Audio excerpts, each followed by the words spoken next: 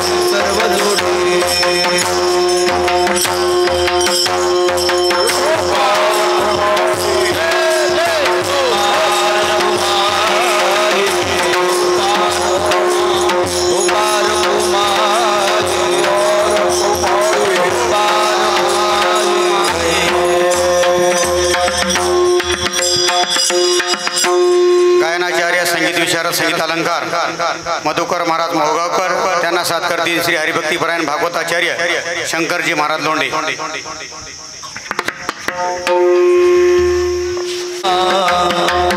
हे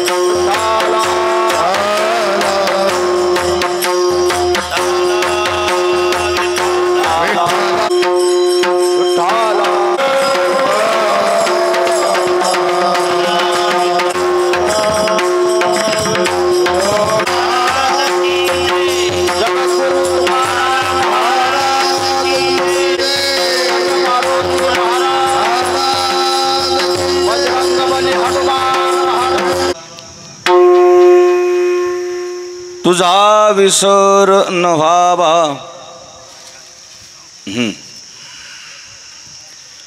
थाप टाका गुण गाईन आवडी हीच माझी सर्व जोडी। न लगे मुक्ती धन संपदा संत संग देई सदा। गुण गाईन आवडी हीच माझी सर्व जोडी। तुका म्हणे गर्भवासी सुखे घालावे आम्हासी। गुण गाईन आवडी हीच माझी सर्व जोडी। विठ्ठला विठ्ठला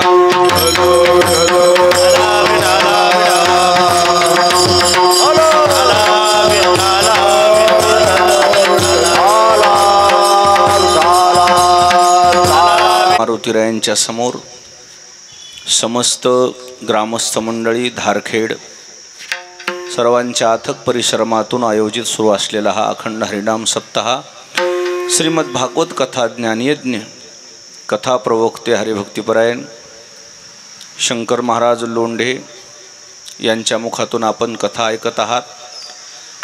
या प्रसंगी उपस्थित सर्व आदरणीय महाराज मंडळी, भजनी मंडळी, गुणीजन मंडळी, श्रोते मंडळी, माता भगिनी, नवयुवक, छोटे छोटे बालक सर्वांच्या समोर सर्वांच्या पाठांतरातला जगद्गुरु तुकोबारायांचा अभंग सेवेकरता घेतलेला आहे। सद्गुरू मोतीराम महाराजांच्या मोठ्या महाराजांच्या आशीर्वादाने सर्वजण मिळून सेवा करू। विठ्ठला विठ्ठला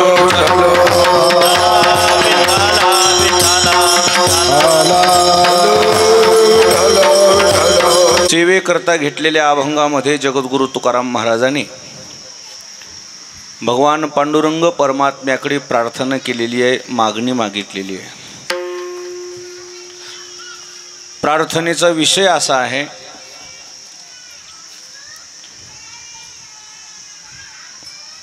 भगवंताच्या दर्शनाला गेल्यानंतर भगवंताकडे जीवानं काय याचना करावी, कोणती प्रार्थना करावी, कोणती मागणी मागावी याचं मार्गदर्शन या अभंगामध्ये आहे. विठ्ठल विठ्ठल.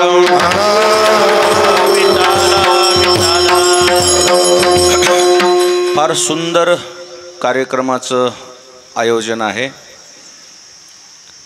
वडीलधाऱ्या मंडळीचं, नवयुवकांचं विशेष योगदान आहे आणि आपल्या संस्कृतीत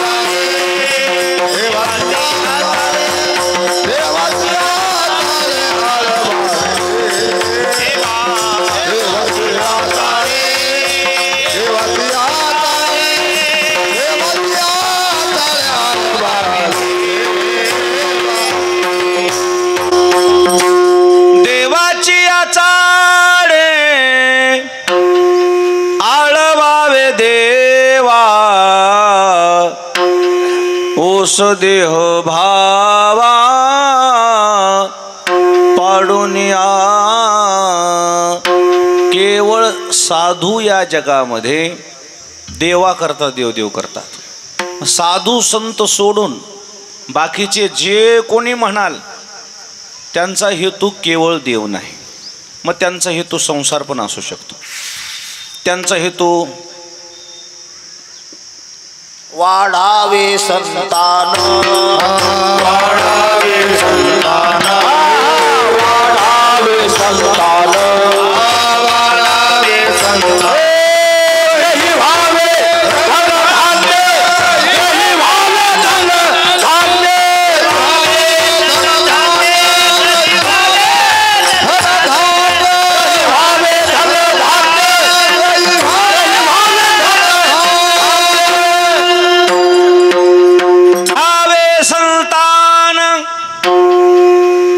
गृही भावे धन धान्य, ल्यावे खावे प्यावे असावे सदैव. हेची करी हाव संसारी गेले. त्यांनी काहीतरी मनामध्ये हेतू ठेवलेला आहे.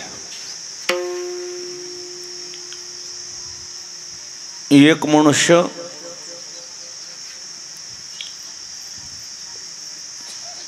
गाय चारू लागला रस्त्यात, शेतामध्ये गाय.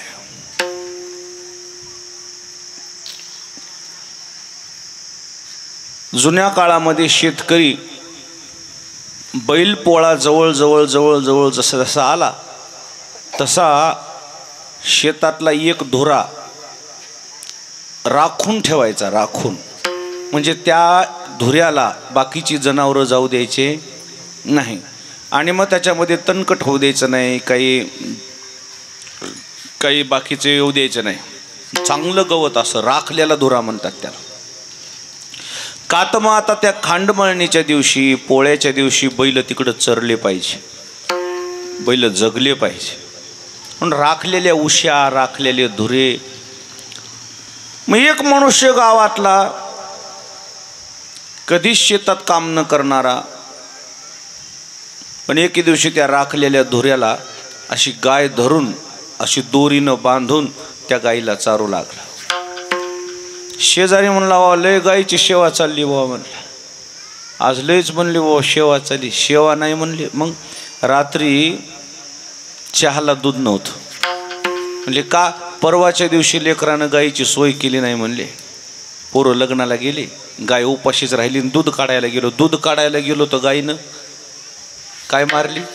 लाथ मारली. म्हणून आज कशाच्या हेतून? दुधाच्या. काय ज्ञानोबारायाची भाषा आहे. थापटाक बाळा. मणी धरोनी दुभते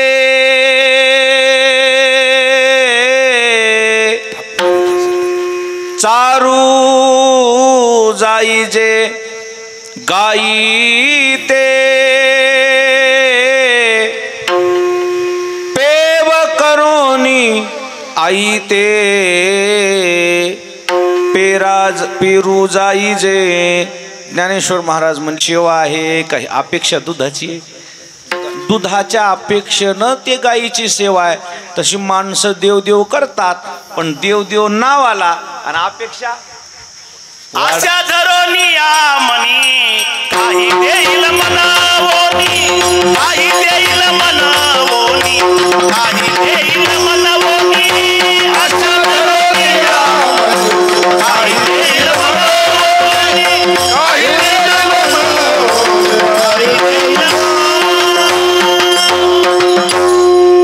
आशा धरोनिया मनी काही देईजेल म्हणोनी. मनामध्ये आशा ठेवून आपण परमार्थ करतो. देवाकडं जाणाऱ्याची संख्या त्यातली त्यात आता नवीन काही वर्ग निघालाय.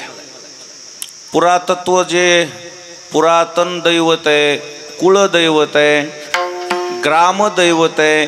मग त्या देवाची भक्ती सोडून त्या ग्रामदैवताची भक्ती सोडून नवीन देव निघालाय म्हणले तिकडं आता. आणि मग तिकडं त्यांची रीग लागती अशी. रांगाच्या रांगा, गाड्या पुरत नाहीत. वाहनं स्पेशल गाड्या सोडावं लागतात स्पेशल. आणि 5-6 महिने झाल्यावर देवही गायब, पुजारी गायब आणि जाणारे बी गायब. का तर लोक जे कसे आहे दुःखाची माई येडी आहे. पीडित जे लोक असतात, दुःखी लोक जे असतात त्याला वाटतंय या देवाला गेलं म्हणजे माझे हे रोग दुरुस्त होतील म्हणून माणसं तिकडं जास्त गर्दी करतात. असे बरेच देवस्थानं निघतात. 2-3 वर्षाला काहीतरी असे माणसं लय हुशार झालेतात. काहीतरी करून आपलं माणसं भुलवायचे पण आपला साध्य हेतू करून घ्यायचा म्हणून असे काही नवीन निर्माण करणारे भरपूर लोक झाले संप्रदायात. त्याला आदरयेल म्हणतात. आदरयेल जे असतो आदरयेल त्याला मूळ नसतं. एखाद्या झाडावर असते ते झाडावर हिरवगार होते. तसं वारकरी संप्रदाय मुळात आहे. त्या वारकरी संप्रदायाचंच काहीतरी भांडवल चोरायचं आणि आपली शाखा स्थापन करायची, लोक आकर्षित करायचे आणि आपली पोळी भाजून घ्यायची. असे बरेच नवीन निघालेत. त्या निघण्याला काही हेतू नाही. तेही गायब होते आणि ते देवही गायब पण ते बी गायब पण सगळंच गायब. म्हणून काही कोणाच्या नादी लागून आपला काही हेतू साध्य होईल आणि आपलं काही भलं होईल आणि आपलं काही चांगलं होईल म्हणून अशी फार गडबड करीत जाऊ नये. आपल्या गावामध्ये आपल्या देशामध्ये एवढं मोठं दैवत आहे.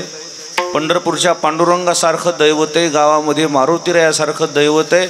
आडी अडचण आली तर या ना तुम्ही मारुतीरायाकडं. तुका म्हणे संकटाला शरण जावे मारुतीला शरण जावे मारुती. तुका म्हणे संकटाला शरण जावे मारुती. संकटाशी मारुतीचे शरण जावे मारुतीचे. तुका म्हणे संकटाशी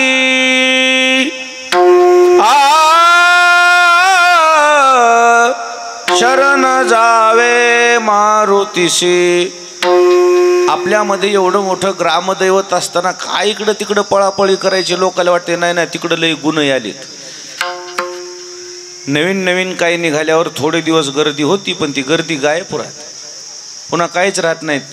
शिळ्या तांब्याचं बाहुल केलं शिळ्या तांब्याचं बाहुल केलं शिळ्या तांब्याचं बाहुल केलं शिळ्या तांब्याचं बाहुल केलं. पाट मांडून वारी पैसे बैसविलो पाट मांडून वरी बैसविलो पाट मांडून वरी बैसविलं गंधाक्षेला धाकोळिलं गंधाक्षेला धाकोळिलं नव्या वस्त्रानं अलंकारिलं नव्या वस्त्रानं अलंकारिलं मना येईल ते नाव ठेविलं ते नाव ठेविलं मना येईल ते नाव ठेविलं ते नाव ठेविलं या जगात लागलं वेळ या जगात लागलं वेळ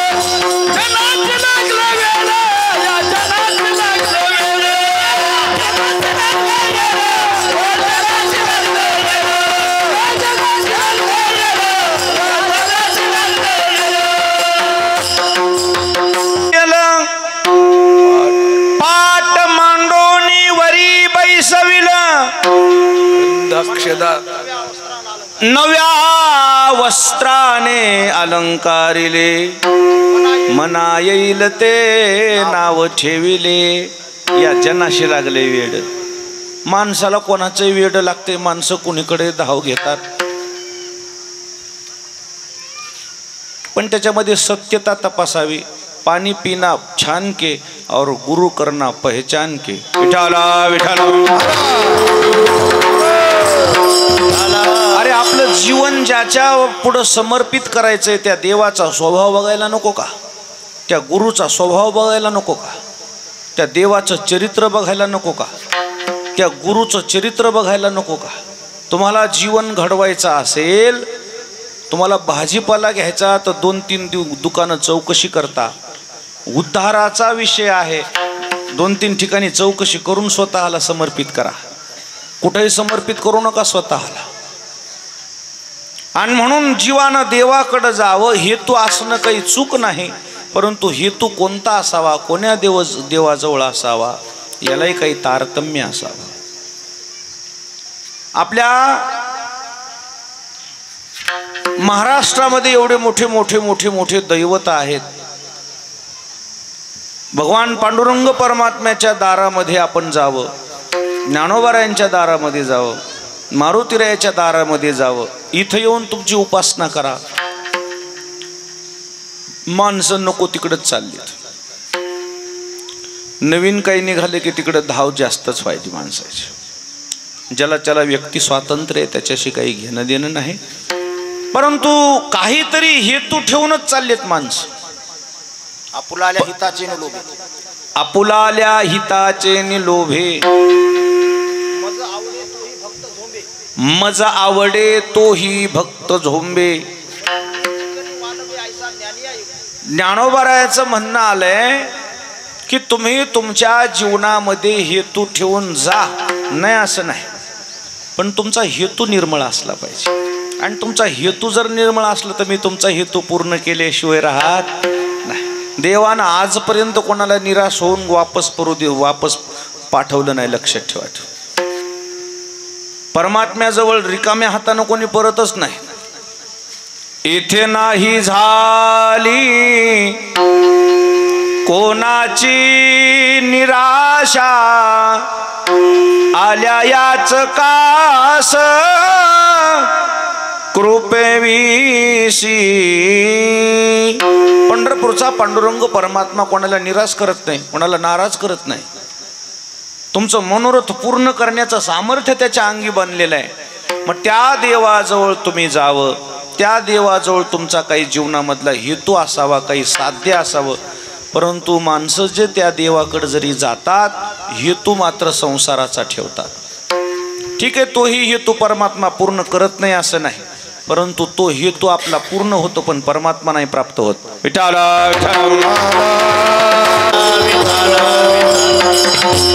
आणि म्हणून जीवानं देवाच्या दारामध्ये जाणं देवाच्या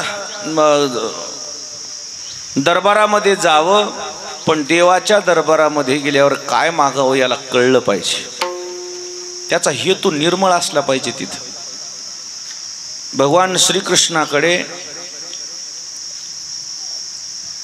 दुर्योधन मदत मागण्याकरता आला आणि उश्याला बसला देव आराम करू लागले अर्जुन आला आणि पायथ्याला बसला हे दोघं आले की देवाच्या लक्षात आले गडे हे आपल्याला काहीतरी मागण्याकरता आलेत देव म्हणले आता जर मी डोळे उघडू तर मला दुर्योधन दिसतंय, त्यापेक्षा डोळे न उघडता उठून बसतो, मग कोण दिसत? अर्जुन. देव उठून बसले ना, अर्जुन दिसला. अर्जुन दिसल्यावर अर्जुना कधी आला बा म्हणले, आताच आलो बा म्हणले.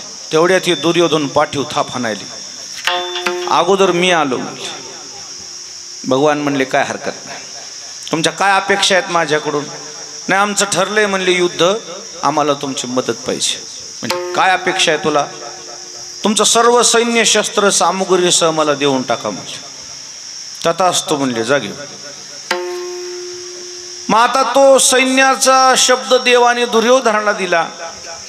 देव केविलवाने नजरेने अर्जुनाकडे बघू लागले. अर्जुना, अरे ते सगळंच घेऊन गेलं, माझ्या जवळ होतं तेवढं, आता कसं रे?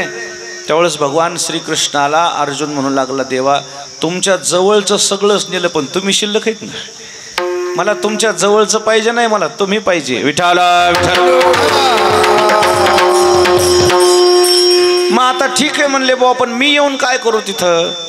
तुमचं तिथं काय आहे? युद्ध आहे, आणि मी तर हातात शस्त्र धारण करणार नाही. जमलं तर 4 गोष्टी काय करील समजून सांगेल.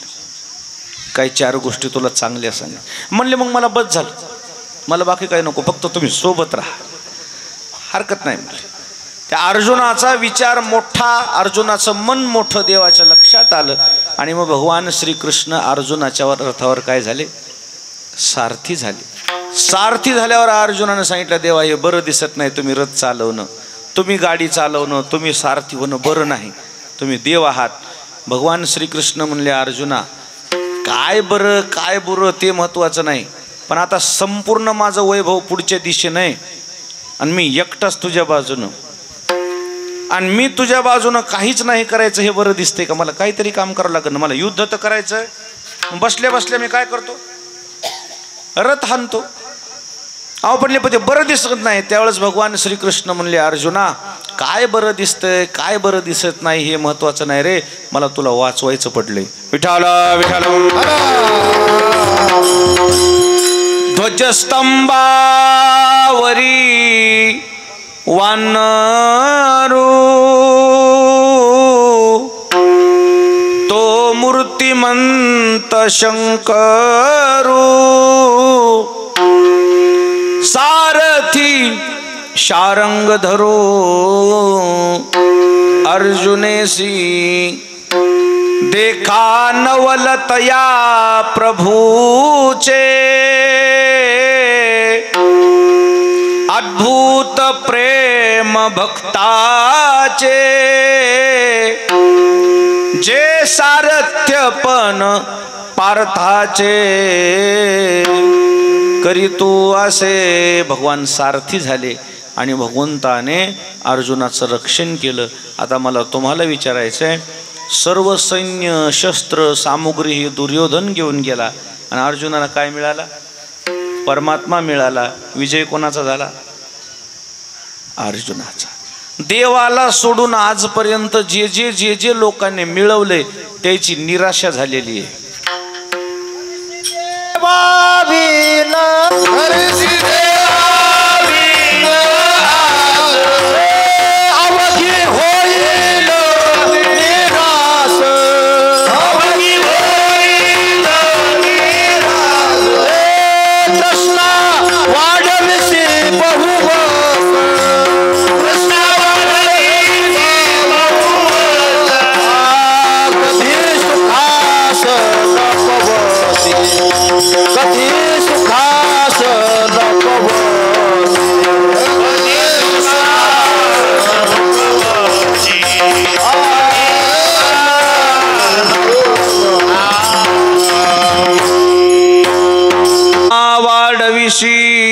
बहुवस कधी सुखास न पवशे. म्हणून आपल्याला साधू संतांनी मार्गदर्शन केलेलं आहे. देवा व्यतिरिक्त आजपर्यंत जे जे लोक देवाजवळ जाऊन काही मागितलेत ते माणसं निराश झालेत. त्यांना काही प्राप्त झाल्याचा काही अनुभव आलेला नाही. देवाला सोडून आजपर्यंत जे जे मिळालं ते सगळं नाश पावणार आहे.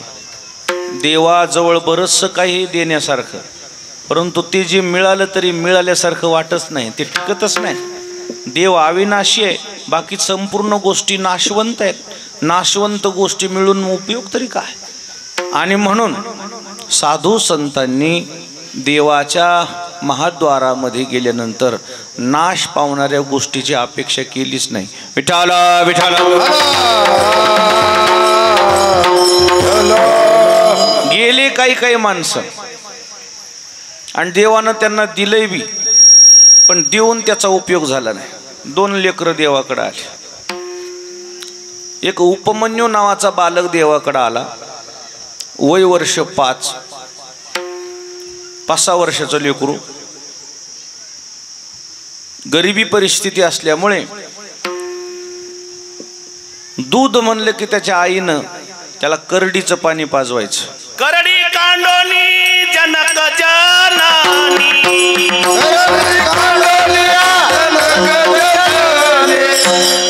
त्याचे काढिले शुभ्र पाणी, वाटीत भात घालवणी, माते दूध कालचे,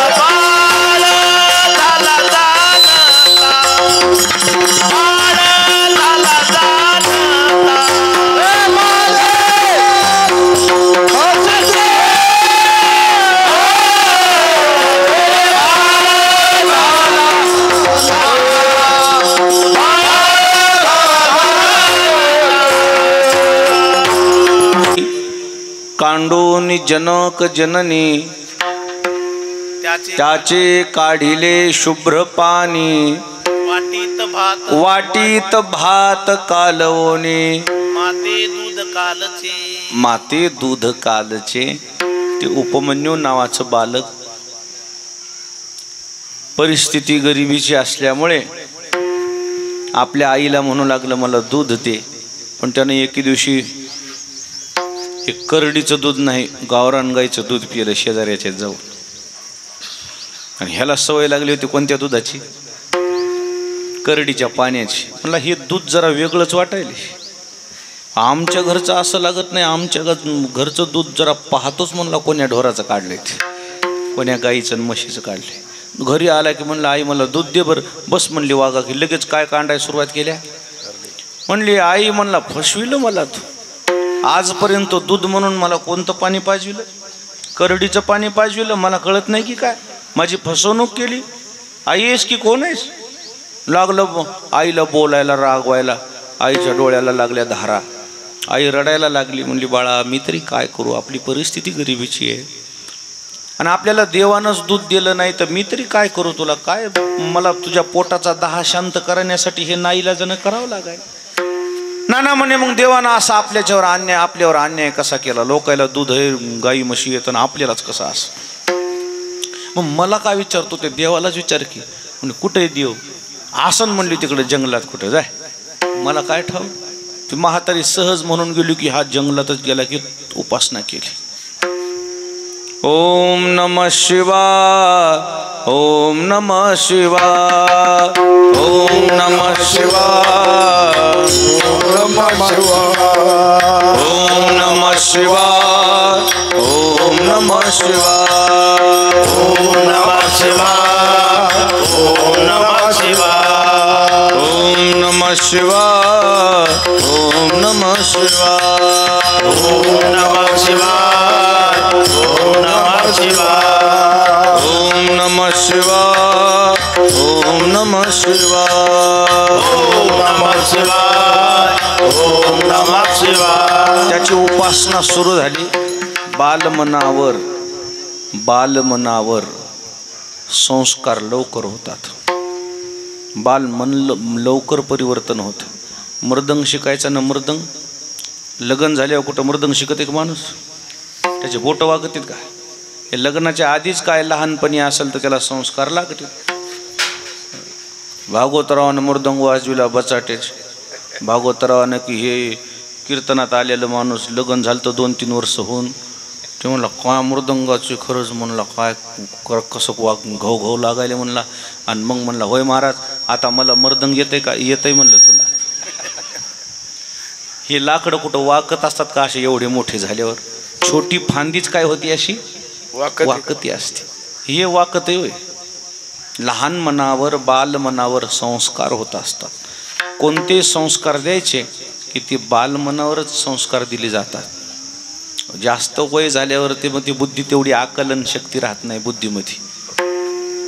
त्याला अनेक फाटे फुटतात त्या बुद्धीला. त्या बुद्धीमध्ये विकार उत्पन्न होतात आणि विकारी बुद्धी आकलन कमी करते. निर्विकार बुद्धी हा त्याच्यामध्ये आकलन शक्ती जास्त असते. पण बालवयामध्ये त्याला संस्कार लागत असतात आणि मनामध्ये एकाग्रता जास्त असते.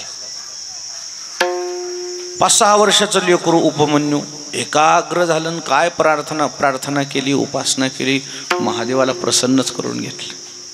महादेव प्रसन्न झाले. बाळ मी तुला प्रसन्न आहे म्हणले. काय पाहिजे?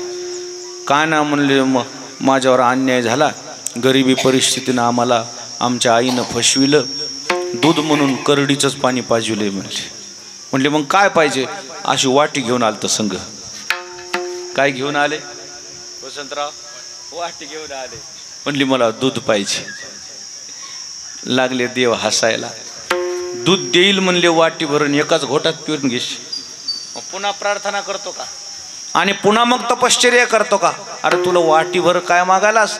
किती दूध देतो? शिराचा सागरू उपम सागरू बैसविला धूरू क्षीराचा सागर उपमन्या. दुधाचा समुद्र दिला. दुधाचा समुद्र दिला पण त्या दुधातच अडकून पडावं लागलं ना त्याला. मागा दूध दे म्हणतल्या, मागा दूध दे म्हणतल्यासाठी अगविया क्षीराब्दीची करोनी वाटी. उपमन्यू पुढे धुर्जटी ठेविली जैसी. महाराज म्हणले त्यांनी महादेवाने त्याला समुद्र दिला रे बाबा, पण ती काय झालं? मिल्कमॅन झाला. मिल्कमॅन. उपमन्यू कोण झाला?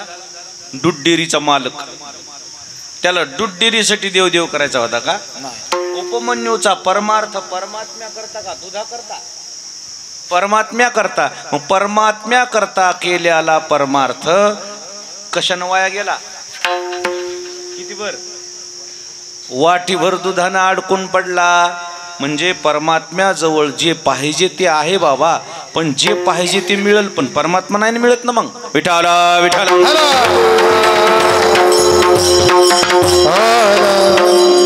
त्या ध्रुव बाळाला आढळ पद दिलं. आढळ पद दिलं बाबा. पदासाठी कोणी मरायले. पद कोणालाही असं वाटेल पदासाठी काही चालू आहे, पण पद मिळाल्यावर परमात्मा अंतरतो ना. ना तरी वैकुंठ पीठ नायके, ना तरी वैकुंठ पीठ नायके, रुसला ध्रुव कौतुके, बुझाविले देवोनी भातुके. ध्रुव पदाचे ज्ञानोबा म्हणले अरे भल्या माणसा तू रुसलास, माझ्या बापानं मला मांडीवरून का उठविलं म्हणून. देव म्हणले नाराज होऊ नको, अशा जागेवर तुला बसवितो, तुला कोणी उठवणार. ऐशी जगह पे बैठ आणि कोई न बोले उठ. कीर्तनात सुद्धा अशा माणसानं जागेवर बसलं पाहिजे, कोणी उठ म्हणू नये. काही माणसं लय चांगल्या जागेवर बसतात आणि मग त्याला माणसं उठ रे तू, इथं पाहुणे बसणार आहे.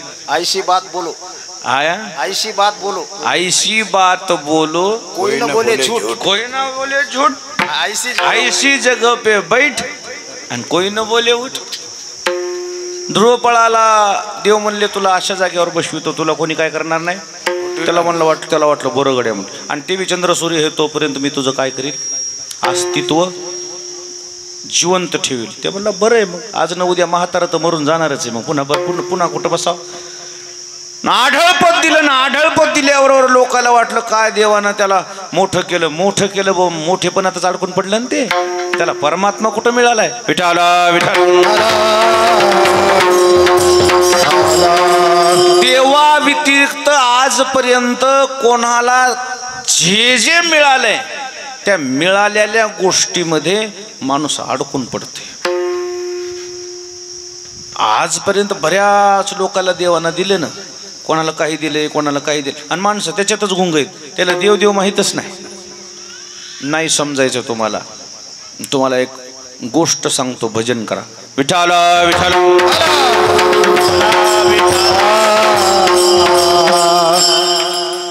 एक राजा, त्याला संतती नव्हती.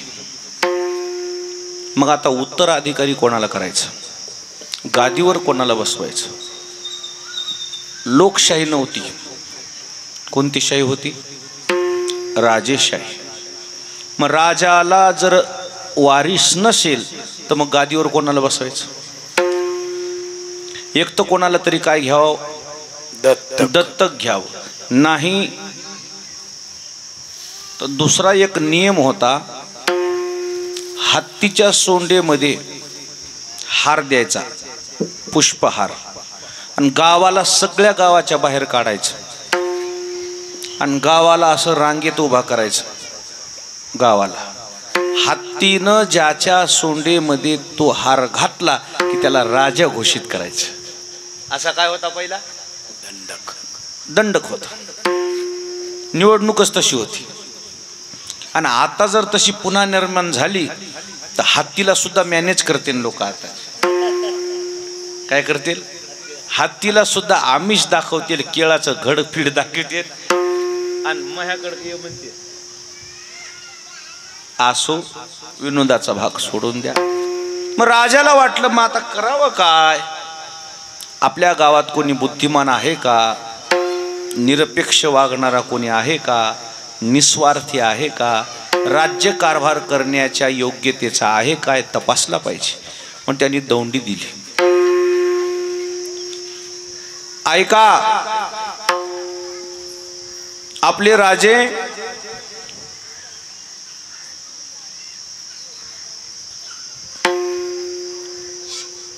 यांनी ठरवलेलं आहे की आपला उत्तराधिकारी निवडायचा आहे.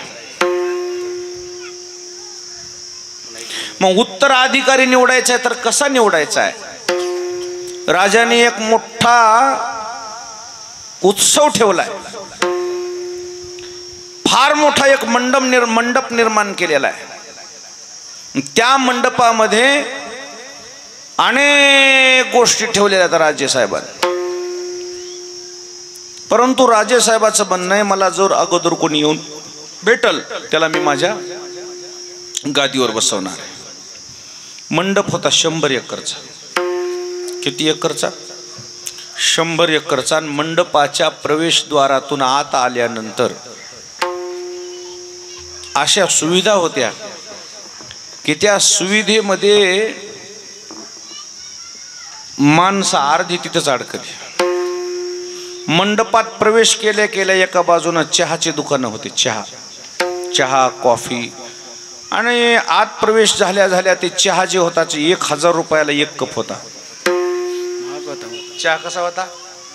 1000 रुपयाला 1 कप चहा. प्यायचे सुद्धा कप सुद्धा सोन्याचे होते. कप सुद्धा कशाचे होते? सोन्याचे. आणि त्या चहाच्या त्या कपाची 1000 रुपये कपाची ज्या किंमत आहे ते चहा राजानं फुकट ठेवला होता. चहा प्यान कपही घेऊन जा, फ्री. मग काही लोक ज्या वेळेस आले, सगळं गाव आलं प्रवेशद्वाराला, ते घम घम घम घम लागला चहाचा सुगंध यायला. काही लोक नादिक असतात प्यायचे चहा, त्यांना ती तलपच असते. अरे म्हणला 2 घोटक पिऊन किती जायला लागला वेळ बघा ना. म्हणला ते 100 एकरचा मंडप, 2 घोट पिऊ. काही तिथं अडकले, काही कॉफीत अडकले. Coffee shop. कोणची कॉफी? Cold coffee. ती 2000 रुपयाची एक. कॉफी ऐकली बुवा मी एक, तुम्ही ऐकली का नाही मला माहित नाही. अशी एक कॉफी आहे म्हण सगळ्यात महाग. कोणची कॉफी?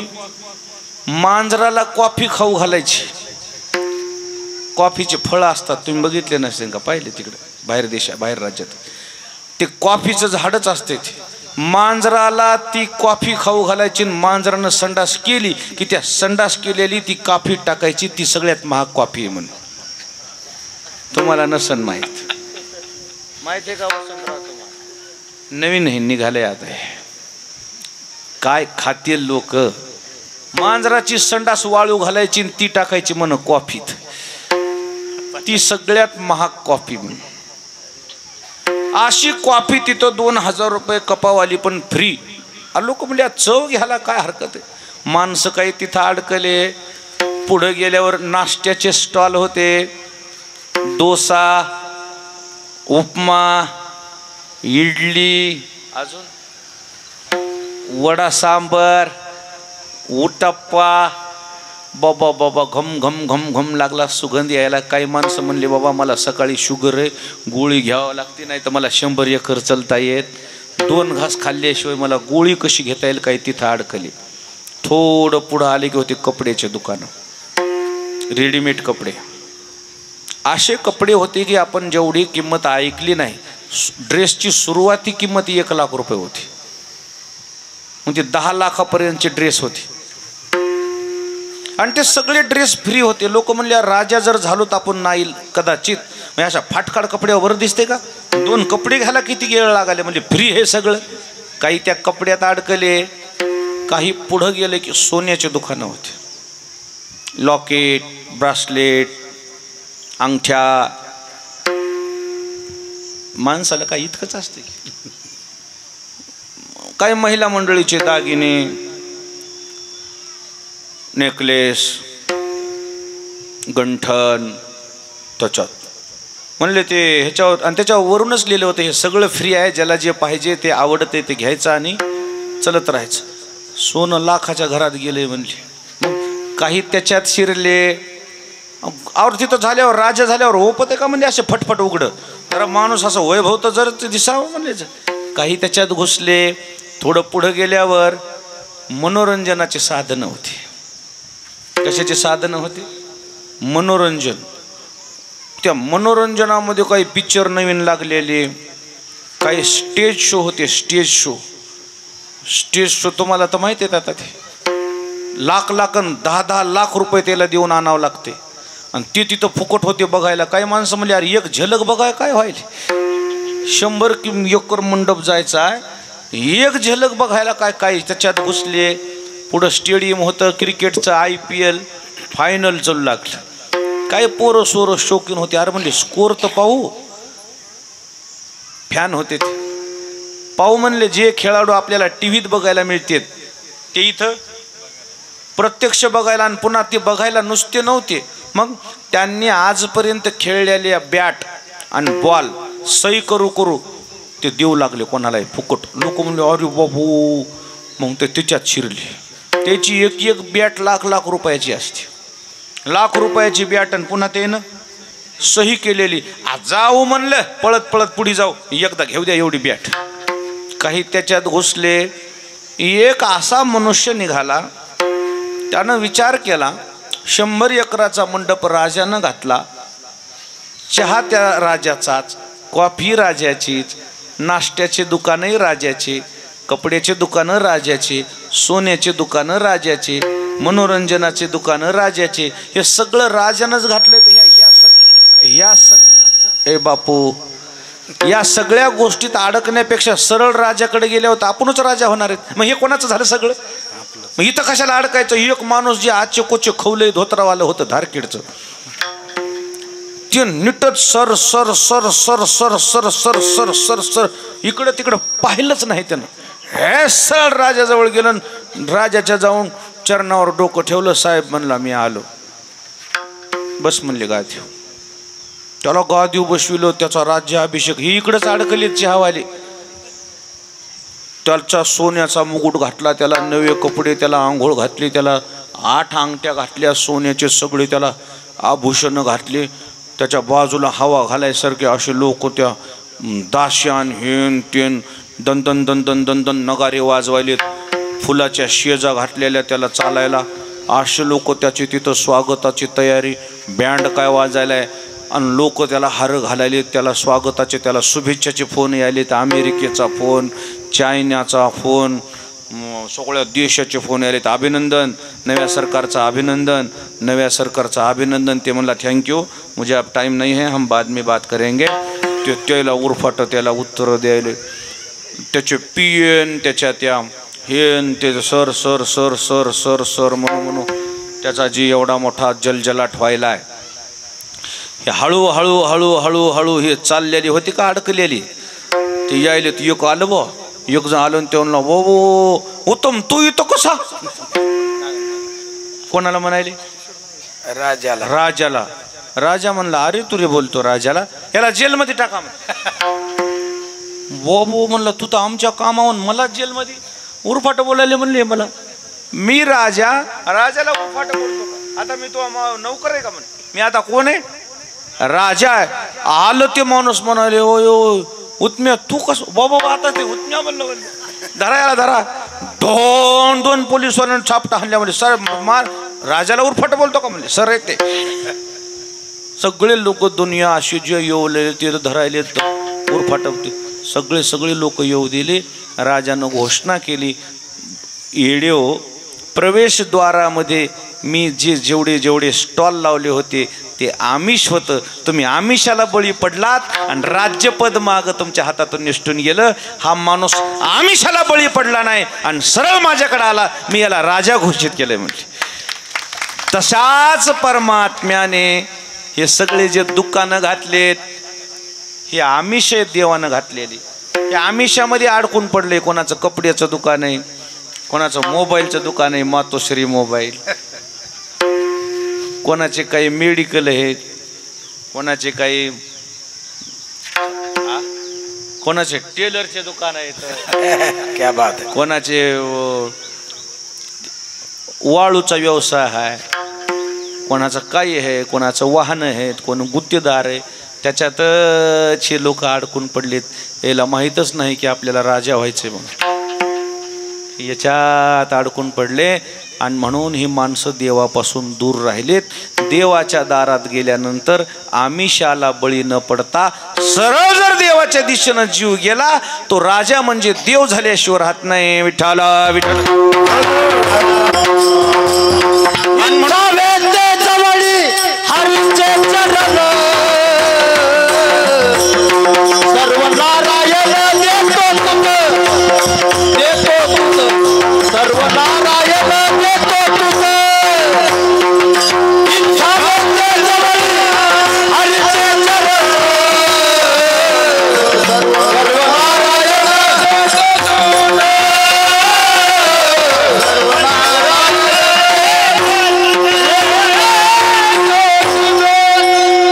जवळी हरीचे चरण सर्व नारायण देतो तुझ. देवाच्या जवळ गेल्यावर देवाची इच्छा करावी, देवा व्यतिरिक्त कशाची इच्छा करू नये आणि न मागे त्याची रमा होय. जर काहीच मागितलं नाही तर तो परमात्मा काही कमी पडू दे. पण माणसं देवाच्या दारात गेले की ते अपेक्षा करतात, पण अपेक्षा करणंही कळत नाही की नेमकं काय अपेक्षा करावं. एक आंधळाग्रस्त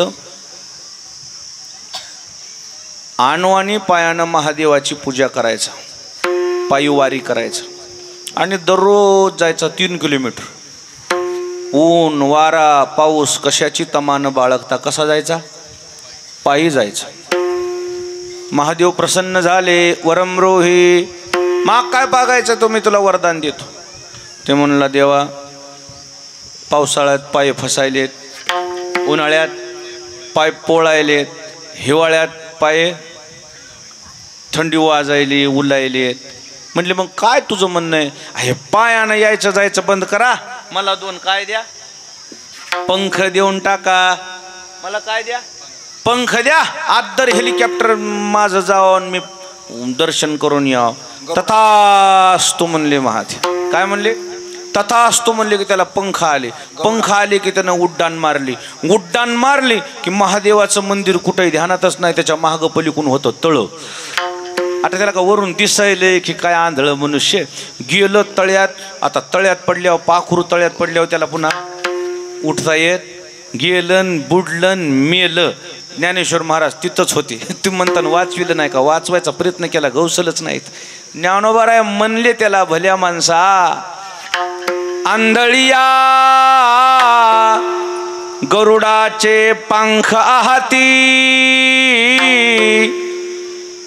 ते कवन्या उपयोगा जाती, तैसे सत्कर्माचे उपके ठाती. ज्ञानेश्वर महाराज म्हणले ह्या आंधळ्यानं डोळे मागावं का पंख मागावं? यानं काय मागितले? पंख. आणि दिसतच नव्हता. आता काय करावं? उपयोग झाला का? देव प्रसन्न होऊन बुडून मेलं.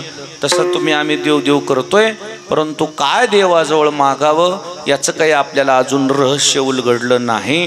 पण साधू संतांनी ती आपली चूक दुरुस्त करण्याकरता आपल्याला सावधानतेचा इशारा दिला आणि काय मागावं याची शिकवण दिली. मग काय शिकवलंय? हे दान देगा,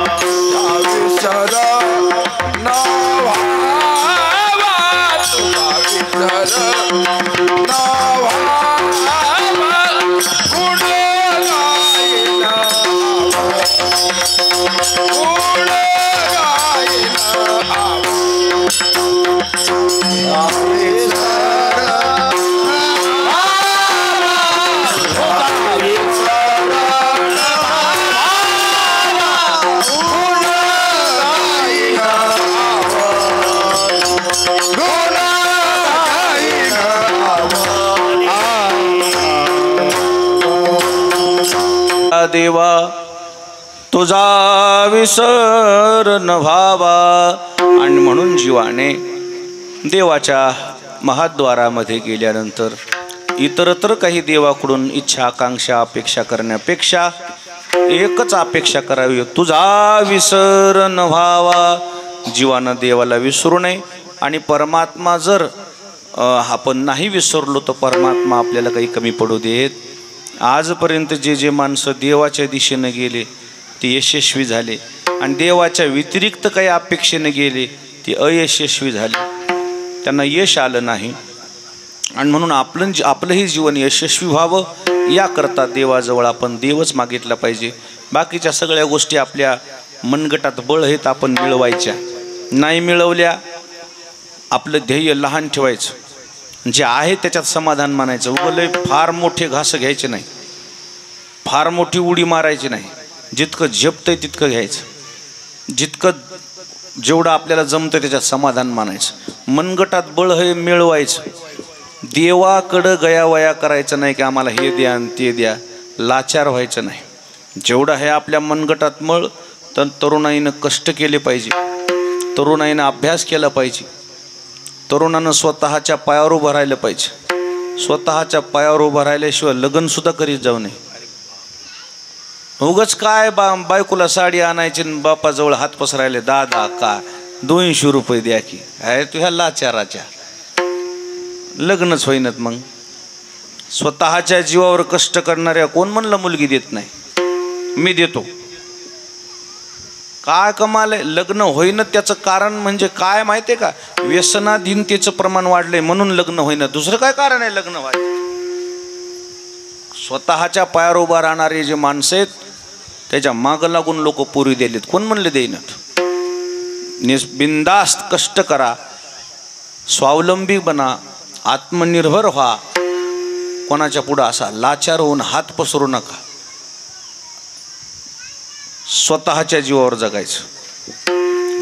100 दिवस शेळी होऊन जगण्यापेक्षा एकच दिवस वाघ होऊन जगायचं. स्वतःच्या जीवावर आनंदानं जगायचं.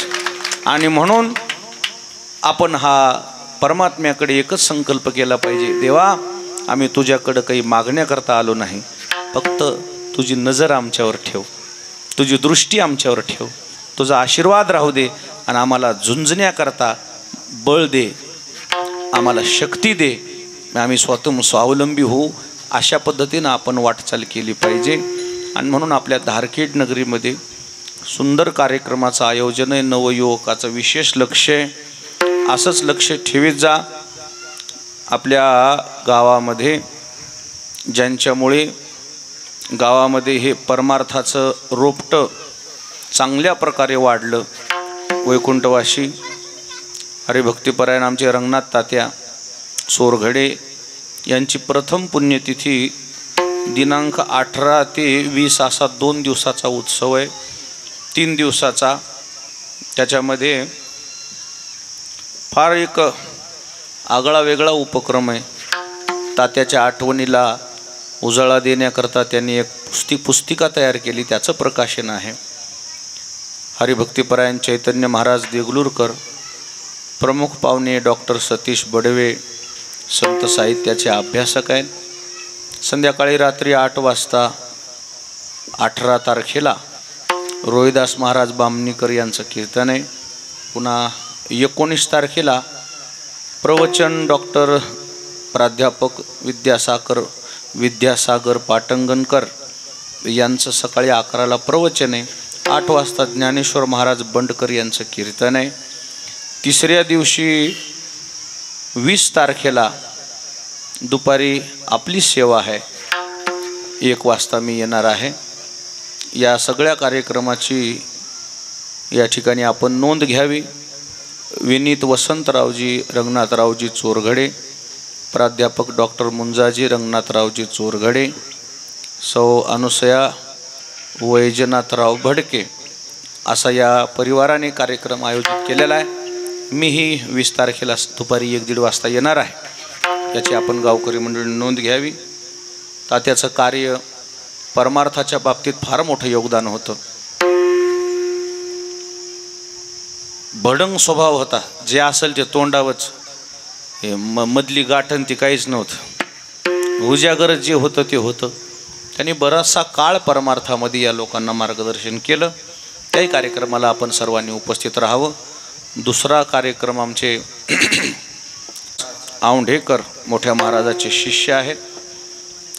त्यांनी मोठ्या महाराजाचा पुण्यतिथी महोत्सव, रौप्य महोत्सव ठेवला आपल्या जनाबाईच्या मंदिरात. त्याचा कालावधी 22 मे ते 29 मे आहे. फार मोठा कार्यक्रम ठेवलेला आहे. भव्य ज्ञानेश्वरीचं पारायण आहे. दररोज कीर्तन आहेत. दररोज महाप्रसाद आहे. काल्याच्या कीर्तनाला 29 तारखेला सकाळी 11 ते 1 मी येणार आहे.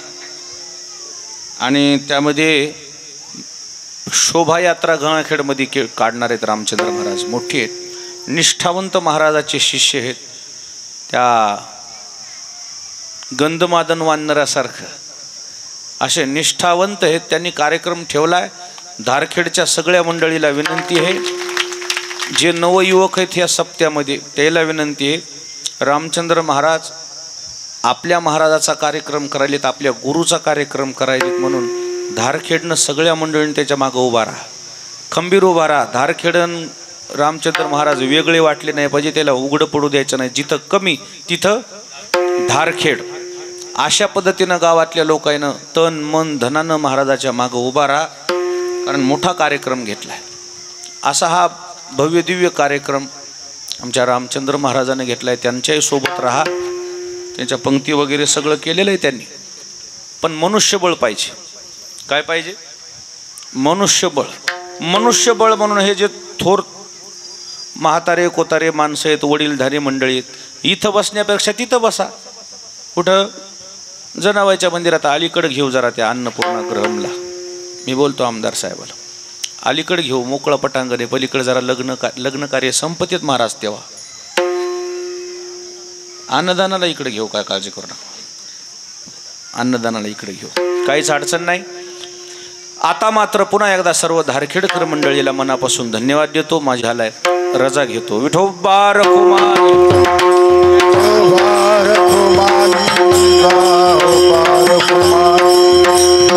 विठ्ठल ज्ञानेश्वर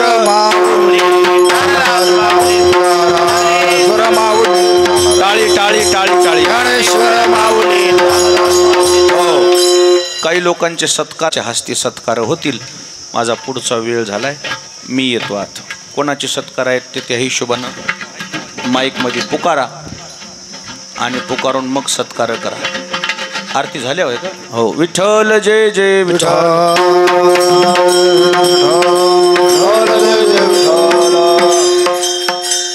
महाराजाला जाऊ द्या, हात जोडा सगळ्यांना. अरे